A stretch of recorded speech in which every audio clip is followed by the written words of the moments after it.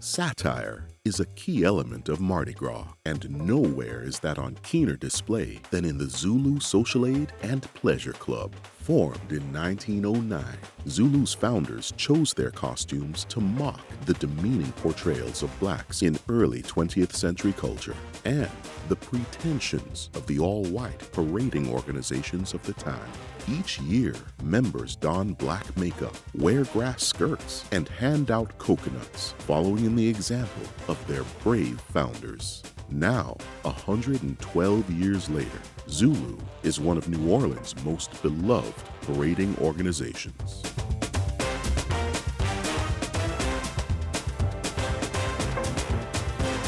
When did Zulu get together?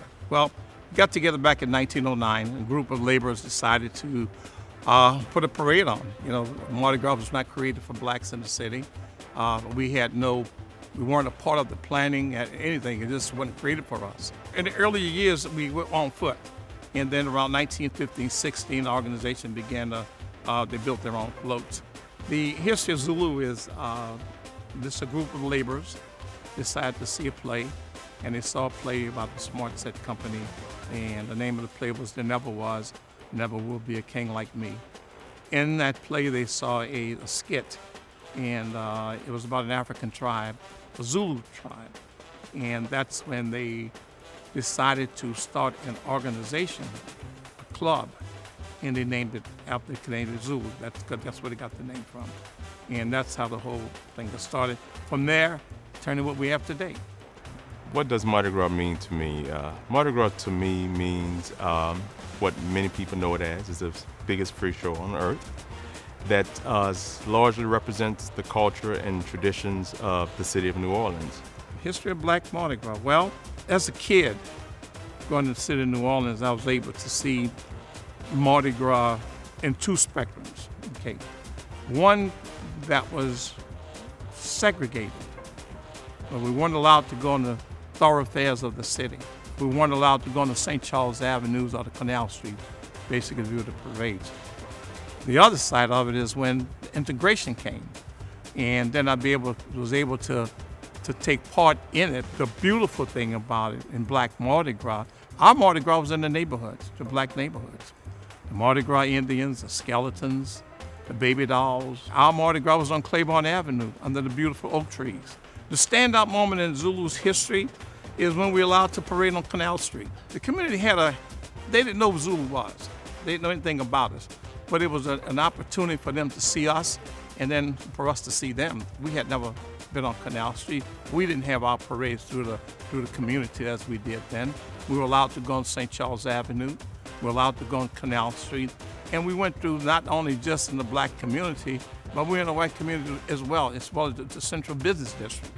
And that was the biggest highlight of the organization. Most people don't really realize that we have a Junior Zulu mentoring program where we go out in our communities and help mentor young boys in our community. In the recent years, we have been sponsoring maids for our debutantes that we call Zulu Maids. We provide scholarships last year for all of our Zulu maids to help them further their education. So we also do a Strong Toy for Tots program that started right after Hurricane Katrina, where around the holiday times, we make sure that we put smiles on the faces of our boys and girls in our community, distributing toys and bicycles to those less fortunate in our community. And also we have food basket giveaways. Our organization has grown in leaps and bounds with respect to making sure we're driving significant synergies in our communities. Louis Armstrong grew up in the area where the Zulu organization was formed, on Perdido Street. He and one of the presidents of the organization were boyhood friends. Louis Armstrong had always seen the Zulus, and he always dreamed to be King Zulu one day. Well, after he got to be famous and he moved from the city in his travels, the organization decided to bestow upon him and ask him to come back home to be King Zulu. In 1949, that's when they offered him to come back home to reign as King Zulu, and he did. Most of our queens come right from our neighborhood. We had the opportunity to, several years ago, have Rosalie Roche, who is administrator at Southern University in Baton Rouge, represented the organization as Queen Zulu. And so we are proud to say that our kings go out and make sure that we find women who are movers and shakers in our community and allow them to represent this organization as Queen Zulu. In Mardi Gras Day, you will find our parade consisting of 31 floats. 31 float captains are responsible for what I consider the arduous task of making sure that our floats are filled with coconuts and riders. Our iconic floats are those that many people come out on Mardi Gras Day to see.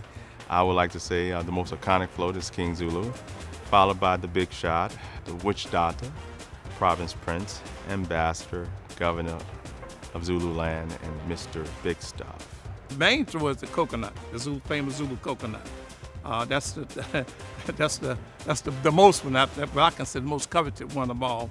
The other throws, they didn't come later on. The first official throw was the coconut that we had. Today we have over 100, 200 items that our members purchase through our store that they pass along the parade route. It's one big party now. You know, they enjoy that day and do the parade, catch coconuts, beads, you know, look at the floats of Zulu and the marching groups and the bands that we have. It's just amazing.